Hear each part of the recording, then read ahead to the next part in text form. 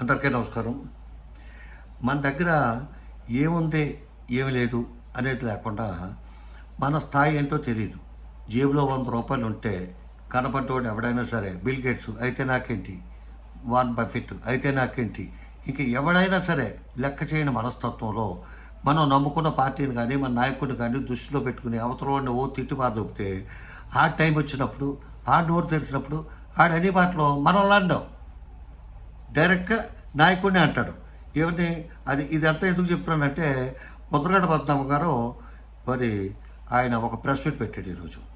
పెట్టి నేను రాజకీయాల్లోకి వచ్చినప్పుడు నీకు మొలతాడు కూడా లేదు అని చెప్పి పవన్ కళ్యాణ్ని నిక్కరో మొలతాడు లేనోడు కూడా నన్ను విమర్శించేస్తామని చెప్పి అంటూ మన జనసేన నాయకులు జనసేన కార్యకర్తలు ఎంత ప్రతి కూడా పెట్టాడు కదా. నీవేమో పవన్ కళ్యాణ్ అయితే నీ ఇంటికి రావాలి, నువ్వేమో రెడ్డోడి ఇంటికి వెళ్తున్నావు, నువ్వు అప్పుడు తప్పులేదు కానీ పవన్ కళ్యాణ్ మాత్రం నీ దగ్గరికి రావాలి అది అంటే ఆయన అప్పుడు క్లారిఫికేషన్ ఇచ్చాడు. మరి బాబు, పవన్ కళ్యాణ్ ఎవరు అసలు సినీ ఫీల్డ్లో ఉంటాడు. అతనికంటే ముందు నేనే సినీ ఫీల్డ్కి వచ్చాను. 1951లోనే ఎప్పుడో వచ్చాను నేను చెప్పాను. తర్వాత నేను అక్కడికి వెళ్ళాను, ముఖ్యమంత్రి గారి దగ్గరికి వెళ్ళాను. ఆయన ఫాదర్ ఎవరో రాజశేఖర రెడ్డి. ఆయన ఎమ్మెల్యే చేశాడు, మంత్రి చేశాడు, ఎంపీ చేశాడు, ముఖ్యమంత్రి చేశాడు 2 సార్లు. ఆయన కొడుకు ఇతను ఎమ్మెల్యే చేశాడు, ఎంపీ చేశాడు, ముఖ్యమంత్రి చేస్తున్నాడు. ఈ పవన్ కళ్యాణ్ ఎవరు, అతను ఏం చేశాడు, అతనికి ఏంటి పొడుగు. పద్మనాభ గారి ఇంత ప్రెస్ మీట్లో అనే మాట ఒకటి గుండెల్లో గుణపం దిగిపోయినట్టు దిగిపోయింది. నేను సైకిల్ యాత్ర చేసినప్పుడు 6,000 మంది ఉంటే అందులో 2,000 మంది కాపులు, మిగతా 4,000 మంది బీసీలు, ఎస్సీలు. నేను ఎమ్మెల్యేగా ఉన్నప్పుడు ఇక్కడ మండలానికి అట్లకి గెలిపించిన వాళ్ళు ఓసీ రిజర్వేషన్ లేని చోట కూడా నేను బీసీలని ఎస్సీలని గెలిపించుకున్నాను. నాకు క్యాస్ట్ కాదు, నాకు బీసీలు ఎస్సీలు నన్ను నిలబెట్టారు, దళితులు వీళ్ళందరూ కూడా అన్ని గురించి ఆయన చాలా క్లియర్గా చెప్పుకుంటూ వచ్చాడు. వచ్చి నువ్వు వస్తానన్నావు, అప్పుడు వస్తానన్నావు, కాశీలోకి వస్తానన్నావు, తర్వాత అయోధ్యలోకి వస్తానన్నావు, నువ్వు రాలేదు. అతను రాయబారం పంపించాడు. అతను రాయబారం పంపుతాను కూడా రాజీవ్ గాంధీ పిలిస్తేనే నేను రాజీవ్ గాంధీ దగ్గరికి వెళ్ళి కలిసాను.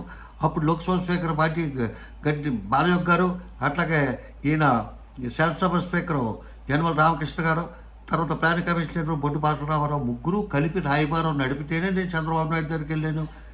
అట్లాగే దీన్ని కూడా ఎవరెవరో మిథున్ రెడ్డి వీళ్ళంతా వచ్చారు, నన్ను పిలిచారు, నేను వెళ్ళాను. కన్నబాబు వీళ్ళంతా వచ్చారు, రాయబారం నడిపారు కాబట్టి నేను వెళ్ళాను. నీ దగ్గరికి ఎవడొస్తారయ్యా, నీ దగ్గర రావటం నువ్వేంటి అసలు పిల్ల బచ్చా గడవ అన్న విధంగా అన్నాడు. ఈ మాటలన్నీ పవన్ కళ్యాణ్ గారిని అన్నది ఎవరో ముద్రగడ పడినాము. ఎందుకన్నా పవన్ కళ్యాణ్ గారిని ఏమన్నా ఒక మాట మాట్లాడా, మాట్లాడాల వీళ్ళ ఉప్మా అని, లేకపోతే 5,000 రూపాయలు మనీ ఆర్డర్లు చేసి అది చెప్పాడు. తప్పయ్యా ఇంకా మానుకోండి అని చెప్పాడు. ఇప్పటికన్నా మానుకోవాలి మనం.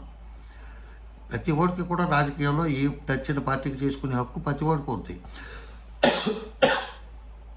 కాలుకెత్తి వీళ్ళకెత్తి కాలుకెత్తి జోగే గారు ఏమో కోవర్తో ఆయన ఫస్ట్ నుంచి ఇంతే అయితే జగన్మోహన్ రెడ్డి గారి కేసుల కోసం ఆయన హైకోర్టులో ఎందుకు వేస్తాడంటే, ఆ కేసుల ఎలక్షన్ లోపల కేసులన్నీ పరిష్కారం చేయండి, కేసులకి కొంచెం తొందరగా అట్ల మీద చర్యలు తీసుకోండి అని చెప్పి ఎందుకు వేస్తాడు ఆయన. కోర్టులతో కూడా సరదాగా ముచ్చట్లు చేస్తాడు ఆయన. పబ్లిక్ లెటర్ రాసేట్టు కోర్టులతో కూడా అలా లెటర్లు రాయించా. కాబట్టి పెద్దోళ్ళు గమ్ముని మనం ఒక మాట అనకూడదు. మాట అనేత్రం అంటే మనకేమైనా ఉందా అంటే, మన వార్డు మెంబర్గా కూడా ఇప్పుడు గెలిచారన్న మనుషులు ఏమొచ్చాయంటే తెలుగు వచ్చు. హలో హలో హలో అంటే మనం మాట్లాడితే రికార్డ్ చేసేస్తుంది, ట్రాన్స్లేట్ చేసేస్తుంది, అది అప్లోడ్ చేసేస్తుంది వాట్సాప్లో. ఫ్రీ కదా. ఆ వాట్సాప్ అనేది దరిద్రం పోతే భారతదేశం బాగుపడిపోద్ది. ప్రతి మెసేజ్కి ఒక్క పావడా పెడితే ఎవడో మెసేజ్ చేయడు. ప్రతి గ్రూప్కి నెలకు ఒక ₹1000 పెట్టారంటే ఎవడో గ్రూపులు మెయింటైన్ చేయడు.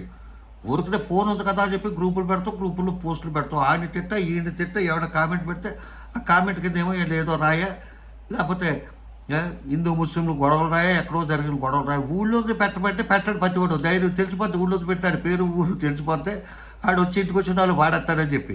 ఎక్కడో ముద్రగడ్డ పద్దామే కదా, తిట్టుమారదాం పడి పర్లేదు. ఎక్కడో జోగగానే కదా వృద్ధుడు లేచి వస్తాడేంటి, తిట్టుమారదాం పండి అని చెప్పి. వీళ్ళ పార్టీలు మారచ్చు. వీళ్ళు అప్పటికప్పుడు పార్టీలు తీసుకొచ్చేసి ఈ రాజానుభావుడండి, 4 అడుగులు పొడుగున్నాడండి, ఆయన మనసు వెన్నండి, ఆయన మీద పోటీ చేసినప్పుడే నాకు తెలిసింది, తర్వాత చాలా బాధపడ్డాడండి, నాకు మా ఫ్రెండ్ చెప్పాడంటే అలా తెలిసిందండి నాకు అని చెప్తూ. లేకపోతే నాకు 24కి ఒక అర్థం చెప్తూ, లేకపోతే ఇంకోటి ఏంటది 21కి ఒక అర్థం చెప్తూ. పోటీ చేసిన దానికి ఒకటి, ప్రతి పోటీ చేసిన దానికి ఒక అర్థం ఉంటుందంటే ప్రతి ఊరికి ఏదో ఒక ఉంటుంది. ఆచంట ఉందనుకోండి, ఆచంటలో పెద్ద పెద్ద గుళ్ళు ఉన్నాయి. అట్లాగే పెనుగొండ వాసవి కనకాంబరేశ్వర జన్మస్థానం, మరి పెనుగొండ వచ్చి పోటీ చేయొచ్చు కదా. నిజంగా పవన్ కళ్యాణ్ ఊరు పెనుగొండే, మీకు తెలియదు. మొగల్తూరు అనుకుంటారేమో, మొగల్తూరు వాళ్ళ అమ్మమ్మ గారు ఊరు. మీరు అడగండి, చిరంజీవి గారు ఒకసారి ఇంటర్వ్యూలో కూడా చెప్పాడు. కుందుల వెంకట్రావు అని అయినా మా నాన్నగారు మంచి ఫ్రెండ్స్. కుందుల వెంకట్రావు పెనుగొండ చాలాసార్లు వచ్చాడు. ఆయనకి చాలామంది ఫ్రెండ్స్ ఉన్నారు పెనుగొండ, ఇంకా బతుకున్న వాళ్ళు కూడా ఉన్నారు. నేను వెంకట్రావుని ఎందుకంటే అంటే మా ఇంటికి వచ్చి మేము మామయ్యనే కేకెత్తాం. ఆయన చనిపోయి మా అక్కడ ముందు కూడా మా ఇంటికే వచ్చాడు.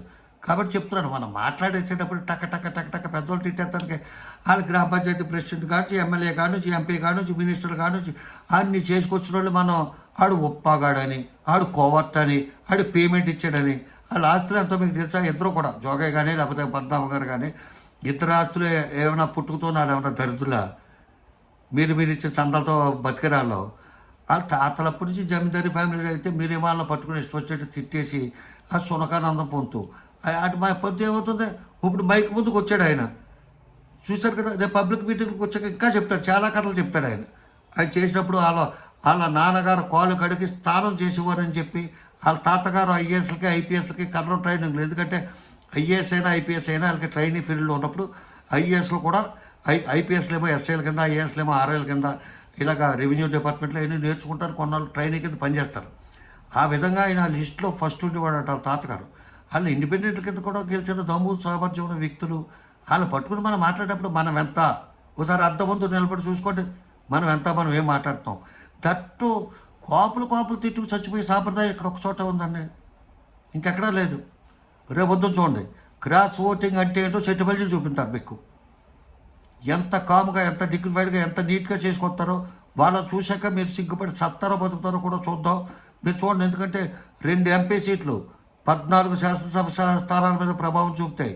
అట్లాగే 4-5 ఎమ్మెల్యే సీట్లు ఎంతమంది ఎన్ని విధాలుగా వాళ్ళని ప్రొటెక్ట్ చేసుకుంటూ, డైరెక్ట్ చేసుకుంటూ తీసుకెళ్తారో. ఎలక్షన్ వచ్చే లోపల కోపులు ఎన్ని చోట్ల ఎంతమంది కొట్టుకు చచ్చిపోతారో కూడా చూద్దాం. ఉంటాను. నమస్కారం. రామోజీరావు. జై హింద్.